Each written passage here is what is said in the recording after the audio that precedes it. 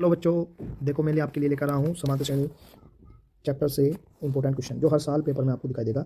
ये most important question है only 10th class वाले बच्चों के लिए। देखो और जहाँ पे भी क्वेश्चन आ जाता है कॉम्पिटिशन में भी वैसे भी, लेकिन ये ओनली 10th क्लास के बच्चों के लिए, ये 10th क्लास के बच्चों के लिए मोस्ट इंपॉर्टेंट क्वेश्चन रहने वाला है। इसे बड़े ध्यान से समझना। देखो हमें पहले क्वेश्चन में क्या दिया गया है, यहाँ पे बड़े ध्यान से देखो।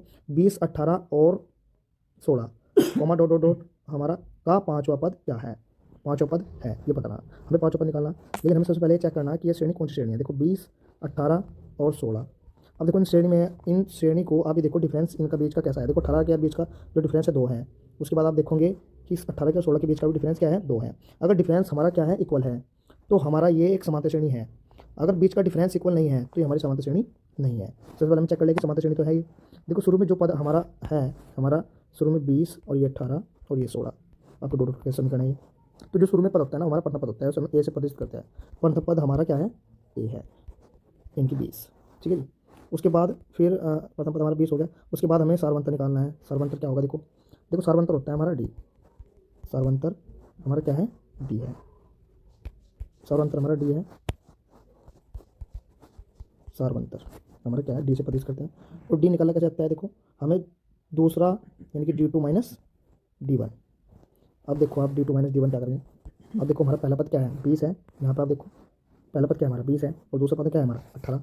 तो मैंने आपको क्या बताया, मैंने आपको बताया D is equal to D2 minus D1, यानी कि दूसरा पद क्या है हमारा 18 और माइनस पहला पद क्या है 20। तो हमारा D यहाँ से निकल कर आएगा -2। तो हमारा D कितना आ गया, -2। अब यहाँ से हमें क्या करना है, क्वेश्चन को सोल्व करना है, ठीक है।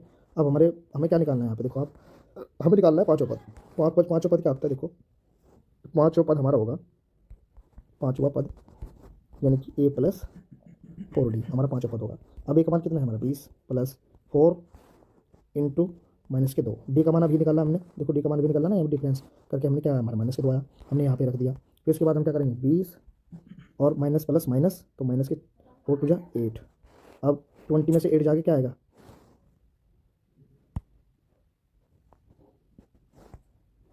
देखो यहाँ पर 20 में से 8 जाके क्या आएगा, 8 जा करके आपका मान आएगा हमारा 12। तो ये हमारा आंसर आ गया, ठीक है जी। देखो आपके समझ में आ गया कुछ।